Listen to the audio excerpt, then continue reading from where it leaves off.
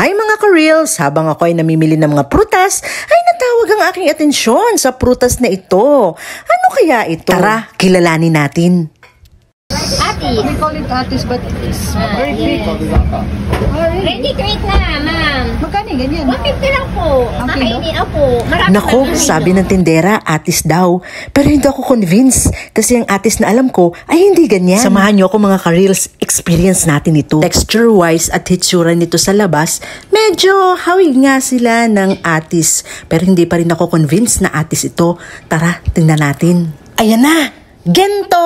Ayan, gento pala itsura niya. Parang atis din naman siya. Pero magkaiba pa rin sila ng texture. Sige, sirit na. Ang tawag dito, ayon sa aking kasamang eksperto, ay Anonas! Wow! Gaya ko rin ba ikaw ka-reels na ang Anonas na alam ko ay ang lugar na malapit sa Cubao. Bagaman alam ko na ang Anonas sa isang uri ng prutas, pero hindi pa ako nakakita sa tanang buhay ko nito. Sa nagtatanong sa lasa ng Anonas, ay pinagsamang asim ng guyabano at tamis ng atis ang lasa nito. Kaya swak na swak sa aking panlasa at napakasarap. Pop na pop talaga. Sakto namang panahon ng atis ngayon mga ka-reels. Kaya may bunga ang puno ng atis namin sa harap ng bahay. Kaya kinuha ko na. Ikaw ka-reels, kilala mo ba ang Anonas? Share na!